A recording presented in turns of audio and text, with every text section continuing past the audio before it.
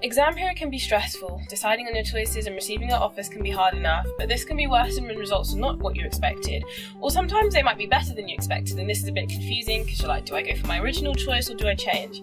So I've made this straightforward guide to help those going through this to just navigate their way through clearing and adjustment. So for those who found that results were not quite what they expected, they can go through clearing. So if you haven't been accepted by either your first choice or your insurance choice, you can use clearing. And so clearing is available until the 23rd of October, and places will be shown on the UCAS website. So essentially, when you go through clearing, what you'll have to do is register for clearing on the UCAS website, and use a search tool to find places which are available at universities, including your own. And then you need to call the university admissions office in order to check if there are spaces on the course and whether they can provide you with an offer. So the information you'll need when you call the universities is your UCAS number or clearing number, information about your qualifications, so for example the number that you have, whether they're A-levels, they're IB, BTEC, or an alternative course, and the subjects that they're in, as well as contact details, so they'll need your name, your contact number and your email address, the name of the course that you're interested in, or the courses if there's more than one that you're happy to consider, and your student status, so that's whether you're a UK national, you're an EU student or an international student. So one thing that's really important to remember is that the course you pick, if you choose to go through clearing, you'll be studying for at least 3 years, and so it's definitely important that you pick something that you're passionate about, even if it wasn't your first choice of course. But just remember also that places are limited and given on a first come, first served basis. So maybe when you first receive your grades, as much as it can be really difficult and really hard to and you're might be really disappointed, it'll be good if you're at school to get some advice from a careers advisor or another teacher who can help you out before you proceed to make your choice and make sure that it's the right one. So if the results have gone better than you expected, well done. So you might consider going through adjustment. So adjustment is for students who have met and exceeded their predicted grades. So for example, you might have been predicted to get an A and 2 Bs and you've ended up getting 3 As. And so now you might want to change the course that you're doing, or to completely change universities. You may now be able to get onto a course that you prefer at a university that had higher requirements. So adjustment is open between the 17th of August, which is results day, and closes on the 31st of August.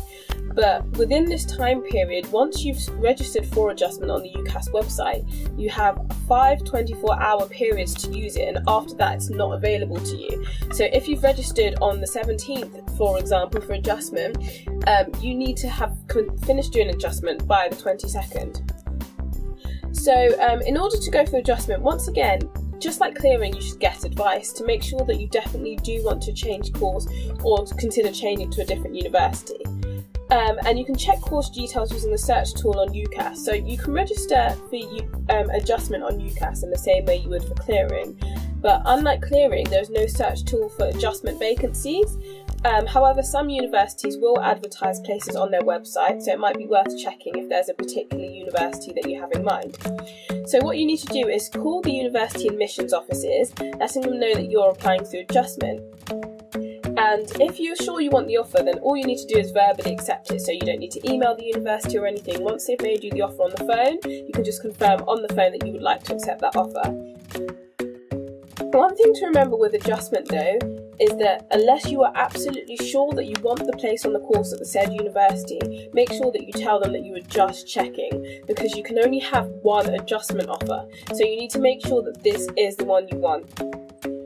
And also, unless you have verbally accepted an offer from another university, you obtain your original unconfirmed offer. So don't worry if you've registered for adjustment and then you figure that you can't find a course that you like different to the one you registered for at a different university, because you will still have your place. And once again, just like with clearing, places are allocated on a first come, first served basis. So I'd urge you not to rush into this decision and to get careers advice if you can, but just remember this. So if you found that there are no courses that are available through clearing that interest you or at different universities, then you might consider taking a gap year. And so whilst many of my friends didn't expect to do gap years. They ended up doing gap years in order to get onto the courses that they wanted to get onto. And a gap year is a really good opportunity, not only to have your exams remarked or to potentially resit exams, but also to earn some extra money before university, to gain some valuable work experience, and to get travel. All really good opportunities which will only enrich your experience and add to your qualifications in the future. It also means that you're coming to university a year older and more mature. And one thing to just remember is that everyone's life is a journey and you're only competing with yourself. And so therefore, just because you might be a year younger than some of your friends or finishing behind some of your peers that you started school with, that doesn't mean anything about you and where you're going, because grades are just a stepping stone to the next point. And I've also found that many people at university did take gap years, and therefore you certainly won't be alone. But whatever the situation, just remember that your results are simply a paving stone to the next step and do not define you. And from personal experience, I have a lot of friends who ended up in universities that they did not apply to, and perhaps even did courses that they did not apply to, and yet they're still enjoying themselves and have settled in really well. I hope you've enjoyed this video and have found the advice to be useful and helpful. If you have, share it with any friends or any peers that you know might benefit from it. Don't forget to like and subscribe to my page for more university related and goal setting videos. Thank you.